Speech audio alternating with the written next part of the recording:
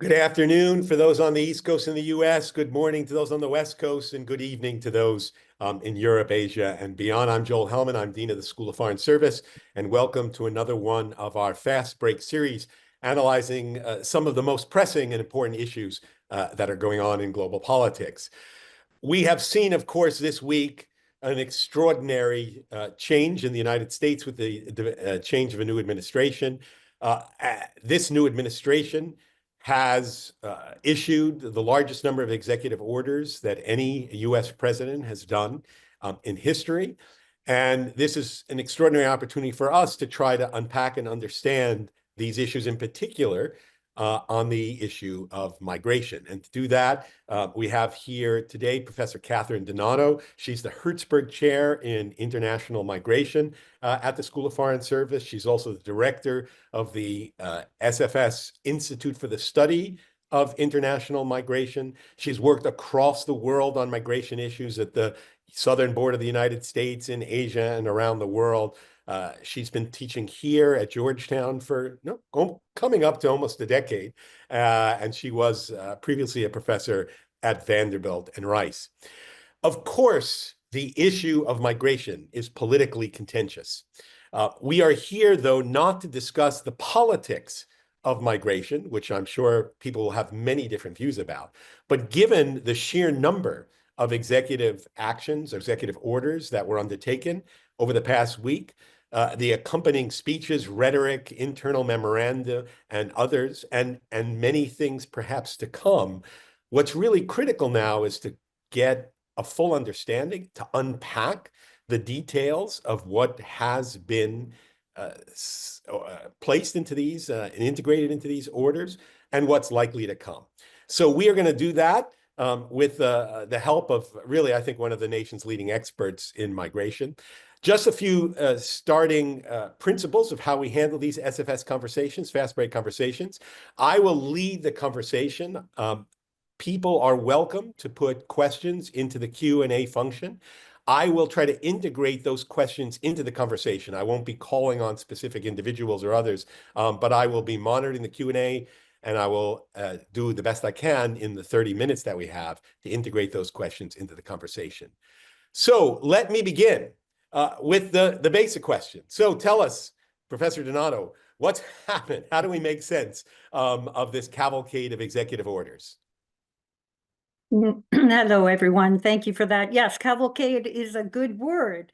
To date, since Monday, the president has signed 10 executive orders on immigration directly, all of them either limiting immigration in some way or expanding enforcement.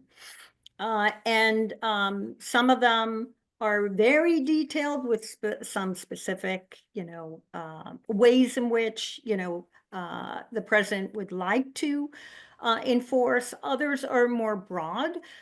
So, for example, one of the first was declaring a national emergency at the southern border of the United States. That actually allows the president did that in his earlier term, and it allows any president the ability to access more resources in order to implement their desired goals. So that it allows various things, but it absolutely sets the context for doing things differently at the border. And that includes, for example, sending military and in some way, shape, or form. I think currently the memos that have come out since regarding implementation suggest 4,000 or 5,000 military troops now being sent to the border. We'll see actually how that plays out.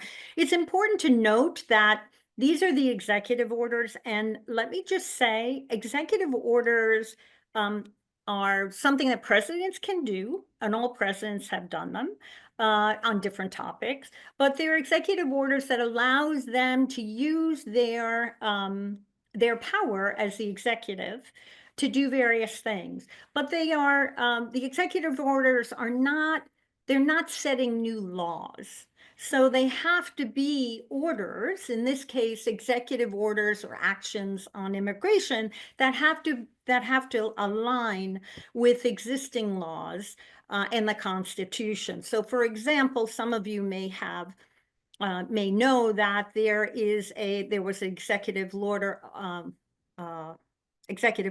on birthright citizenship, which 2 days after it was signed, there were 22 states that filed a lawsuit along with the ACLU, and a judge yesterday announced that there would be a block on the implementation of that until the legal issues around birthright citizenship, which are quite complicated and come directly from the Constitution, are aired and vetted through the legal system of courts. So it's just important to note that executive orders aren't creating new laws, and they have to fall within the scope of the laws that exist. So some of these will be more contentious versus others with respect to the existing legal system. We've already seen some other lawsuits filed with respect to some of the actions that are listed in the executive orders. Can I So ask that you, like, just to follow up on? there's a lot there to unpack. Yeah, so going into that, I mean, there are some specific things I'd like you to talk a bit more about. What is it going to mean for crossage and passage across the southern border? Is this really going, especially with the use of the military and other additional forces, is this really going to really kind of close down the southern border? We already have a question, and there's a whole set of issues regarding refugees, those who are seeking asylum, refugee status. So the issue of those crossing the border, the issue of refugees who are here, and one last, if you can talk about what this sort of means for those who are already here, and what implications it has for those three groups: those crossing the border, asylum seekers, and those who are here. Yeah. So, I mean, for those crossing the border, we have from the 1980 Refugee Act, we have that act says that people can apply for asylum, and it lays out two different ways in which applications for asylum might work. One is by crossing the southern border and coming into the US. Currently, one of the executive orders that was signed closes down the border to asylum seekers. Now, to a large extent, this, not fully, but this was done with Biden's border rule that was put into effect in June of 2024, because it limited the numbers of people who could enter every day claiming asylum. But now the executive order from President Trump actually shuts it down entirely. Now, again, this will be litigated, I am sure, because we have national, US law on the books, and that allows people to do this. So it will be interesting to see how, what what the legal issues will be, and where ultimately we will land. But currently speaking, if you're trying to come into in through a port of entry, and today, for example, and you're claiming that you need protection and you'd like to seek protection, it's not clear exactly what's going on today as a result of these executive orders, but some reconnaissance that I've read at some of the border points suggests that officials are walking people back over to the Mexican side. Now, I don't know, there is the migration protection protocols, which is commonly known as the Remain in Mexico policy, that President Trump in his earlier term implemented. About 80,000 people were told to wait in Mexico until they had a date to come back in and make their asylum claim. That's been re-upped. And again, I don't know yet implementation at the border, what that looks like. I know what it was in 2019 when it was implemented. So right now at the border, it's really not clear what's going on. I can tell you based on past, I can sort of speculate about what I think will happen, but we have a lot to cover today, so maybe we should hold on those speculations. But we've been down this road before, and given the migration protection protocols in 2019 that were implemented, and there were a number of implications there that we'll see if they play out this time. So that's number one. On refugees, the refugee program has been suspended. Despite the fact that we have since 1980-81, after the law was signed, presidents can set a ceiling for refugee admissions every year. And every president has set a ceiling, some higher than others. And I think in the last year of President Trump's first administration, there were about 11,000. I think the ceiling was set at 15,000. About 11,000 were resettled. Refugees were resettled in the US. And then since then, during the Biden administration, those numbers went back up to, in this last year, over 100,000. So now it's been suspended and it's not clear. It's just not clear. I read the executive order. It may get re-upped at some point, but at this moment, it's suspended until there's further reporting, and it's just not clear. Two, I'm not a lawyer, but I don't believe my reading, and I have read the Refugee Act of 1980, and I don't think, I don't know if it mandates that a president has more than a zero ceiling every year on refugees. But again, that's a legal issue that would have to be discussed. And the third point was, what was it? Well, before I get to that third, several people asked about the backlog of cases on the refugee Yeah. status, Afghanistan in particular. So, assuming is that just backlog wiped out? I mean, does it just Well, kind of go back to square one? again, this is where the implementation is going to be,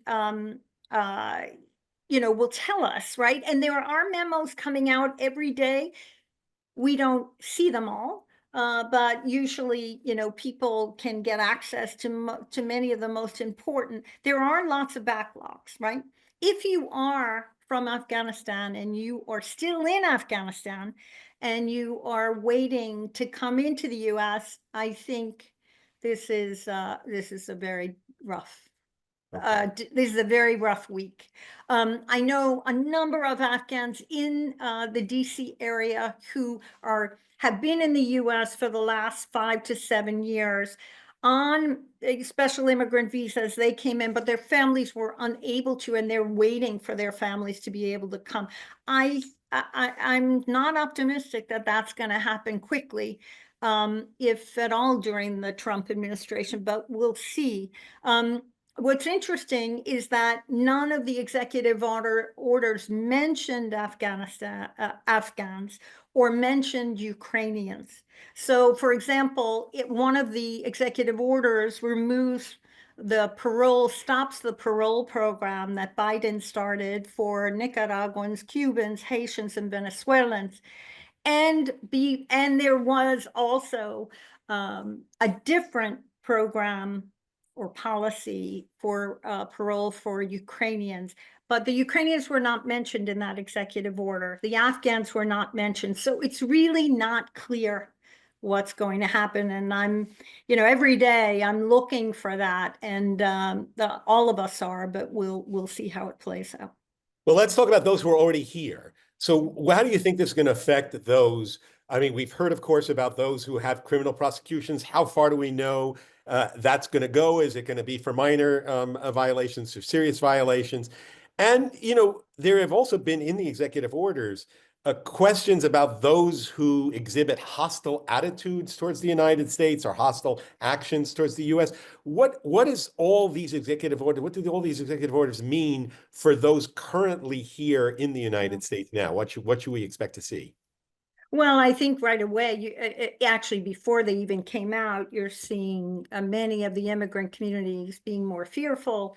And so that's immediately the level of fear is high, and it grows with each day. This morning I read a memo that suggests that the deportation strategy, but again, it's a memo, right? So it's not clear, but it's a memo that a journalist, that was shared with a journalist that says that ICE will go after Immigration and Customs Enforcement, which is an arm of the Department of Homeland Security, will go after people who have come into the US with parole and did not file for asylum within the first year. That is part of the law, that if you come in, you want to claim asylum, you have to start the process within the first year of residency. So that's the latest thing I read this morning. But again, that's a memo, and I don't know how easy it is to find those people, because, obviously if you come in with something like parole, you've given the federal government your data to identify you and to find you. But at the same time, often those data shift around. You're not being followed by the federal government as you go through the parole process. You are and you're not, but you're often where you expect to live will not be where you live. Okay. So as we think about large-scale deportations of people in the US, I think what the executive orders clearly do is it's fueling a lot of fear. The border czar Homans has suggested that given the fear, it's okay to self-deport. So that's one of the kind of side consequences, right? That the Trump administration is saying it's a good thing for you to consider, which fuels fear even further. But then the reality is that even though one of the executive orders has given ICE more power to deport not close to the border, but across the US. And it actually removed places like churches and schools from being sensitive places where ICE would not make themselves visible or appear. So even though ICE has broader power to deport, the reality is that it costs a lot of money. And the Trump administration, Trump himself said, we're going to deport all unauthorized people in the US. Is 14 million people. Try finding them. It's extremely hard. But so the question will be, I think, where will the administration go to, as they're doing various things to get ready for deportation. And so of many people. So will they go to workplaces where they go to places where they know neighborhoods, areas where they know that they think many unauthorized live? It's not clear, but it's very, very expensive to do this. Even if they were to find 500 people, it just is very expensive. And then there are a number of legal issues that would have to be I think many people could be deported before there's lawsuits, but there would be lawsuits about whether or not the people's rights to file for asylum or request asylum were honored during these deportations. So there's a lot here. It's just not clear how it's going to play out for people in the US. And note that one thing that none of the executive orders doesn't, well, there are two things the executive orders don't really mention. One is the legal visa system, and the second is the recipients of DACA, which is deferred action for childhood. But they haven't said any. What do we know about DACA so far? Anything? We haven't heard anything about it. So it's all Nothing about the DACA recipients. During, I think it was early December or late November, President Trump at that time actually said he didn't want to deport DACA recipients, which that was the first time he explicitly said something publicly.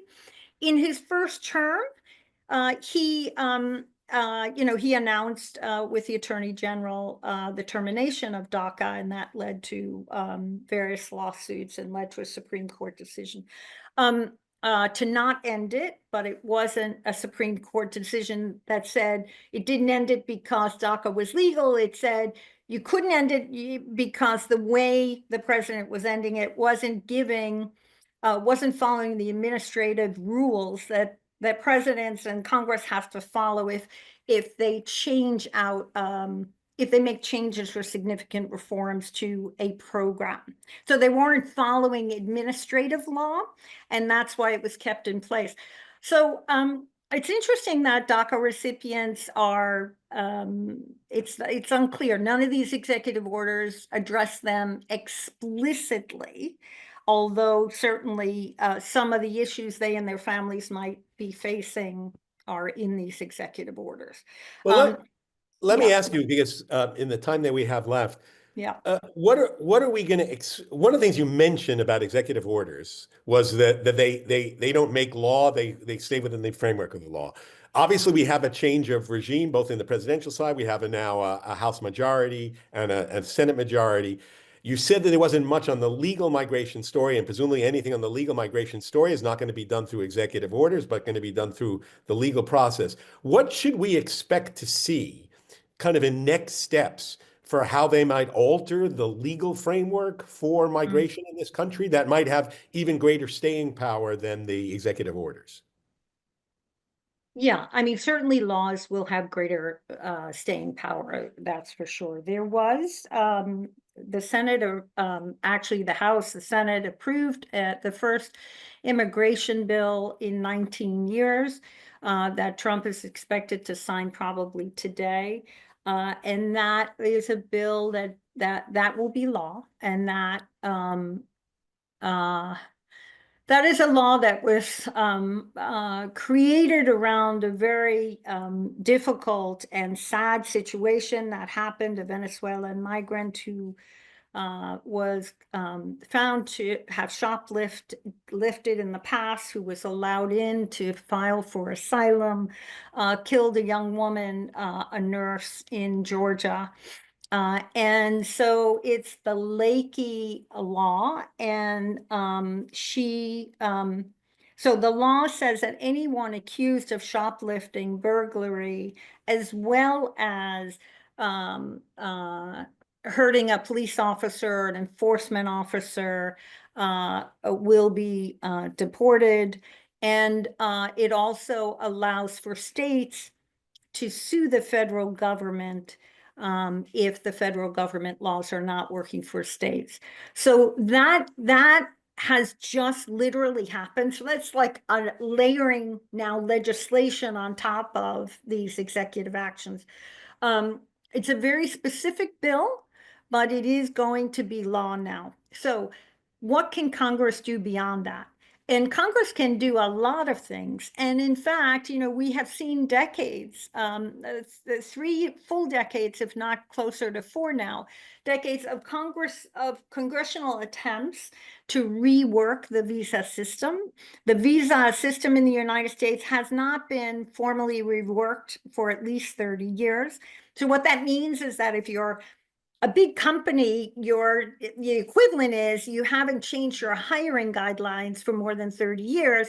In this case, the US government hasn't changed their guidelines about the visas, who gets to come in, how, numbers, etc. So Congress can do a lot here. And they got close in 2006. They got close in 2013. Politics got in the way. And it never manifested. The bill never manifested. No bill manifested itself. And then last year or maybe a year and a half ago now, during Biden, there was another bill that got close. And, again, the reconnaissance was that Trump intervened and pushed the Republicans to vote against it. It looked like it was going to fly. So Congress can do a lot. And I think, it's important that we press our Congress people to remind them and to push them to do a lot, because most of us know the immigration system, the visa system is old, and it really needs repair. And part of what we're seeing with respect to these executive orders in the past, comes out of all of the unintended consequences that come from a really bad system that's just been allowed to chug along, and all sorts of bad consequences have emerged. So what should we look for in the coming weeks? What are you expecting, or what things are should we be looking for to see how this is going to change? I think we should definitely be, what I expect is, I expect some significant efforts at deportation. I don't know if there'll be raids. I don't know exactly the form they're going to take, where they're going to take. The New York Times said last week it was going to be Chicago. Then the LA Times the other day said it's going to be San Diego. It's unclear, right?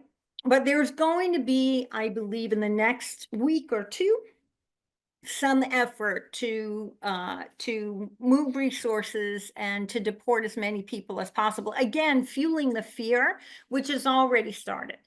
Um, so I think in the short run, we're going to see many things that will fuel fear and anger, right? I mean, on the one hand, and you might say, actually, as the Migration Policy Institute reported this morning, they use the word awe, which the borders are also used, because the scale of this is so big. Um, so what I'm expecting is, in the short run, I am expecting some kind of organized deportation effort, and absolutely, pressure on local officials to cooperate there, and there is a fair amount of pressure that's being done on small organizations to support immigrants locally, et cetera. So I think in the short run. On the long run, I mean, I'm hoping that the our responses, just as individual people, whether we support or we don't, these kinds of enforcement efforts, that we press Congress to do comprehensive reform of the visa system, because it's really that they have been unable to do it because of the politics in the last 3 decades. And without that, we're just going to continue to spin in this way. Let me just say, for many presidents going back since George W. Bush, immigration has been controlled largely by executive orders. So yes, Trump has signed the most executive orders in the first 2 days of his presidency than any other president. But we, executive orders on migration, controlling migration, managing migration, is something that Presidents Obama, Trump, Biden, hundreds and hundreds of these executive orders have been signed by each of those presidents.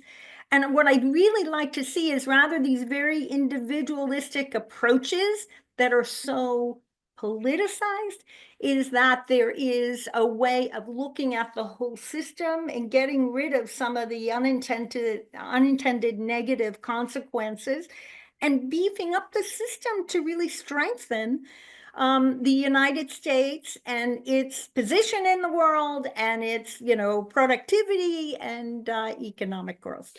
Well, look, if you can, just one last thing, because there were a number of questions about it, and we didn't really discuss it, which is one thing that is very unique about this set of executive orders is the use of the military in engaging on border control and engaging on perhaps deportation. Just a very quick response. What do you think the significance of that is? I mean, that's significant, but let me say that George W. Bush and every president since has sent some military, usually the National Guard, to the border at different moments. What I think is different here is that the military are being sent in relation to the executive order about the national emergency at the border. But in order for the military to fully engage at the border, meaning be in the weeds with customs and border enforcement officials at entry, There's a law that's been around for quite a long time that would have to be changed to allow the military to do more than support roles. So yes, 4 or 5,000 military are now being sent to the border. But again, every president has done that in the last 4 or 5. Some amount at some particular time. They play support roles. If in fact that number triples, quadruples, that would be really unusual, number one. And if in fact there's an executive order that says the military can do non-support roles, and actually work with people approaching the border, that would then be litigated. This issue might be litigated anyway on that basis, because it's not clear exactly what the support roles are, for the military. So if there's any information that it's something more direct than building, for example, a wall, than securing, ports of entry, then that would be litigated. Well, look, Professor Donato, we're going to have to stop it there. There were many questions. I tried to get to incorporate some of them into our conversations. Of course, we won't be able to get all. We'll probably have to have you on again because it's such a fast-moving set of events. I do want to assure, though, those SFS members of the SFS community who are with us today, that we are working very hard with our students, our impacted students. Yeah. Both to give them the information they need, because there's so much uncertainty, there's such a flood of information, to give them the information they need, to assure them of Georgetown's support, advocacy support for them, as well as direct support if they are impacted. That's something that is a critical part of Georgetown as a Jesuit community, critical as an international school with a proud history of engagement around the world. So we will be working with our students. We'll be working on these issues. But I think one of the most important things is to get the information out there. And that's what Professor Donato has been doing, is doing, and will continue to do at the Institute for the Study of International Migration, at alumni fora like this, on campus. And we hope to continue the conversation with you as this situation unfolds. Thank you so much for so many alums for joining us today. And thank you, Katharine Donato, for your insights and your perspective on this critical set of issues. Thank you very Thank much. you. Bye.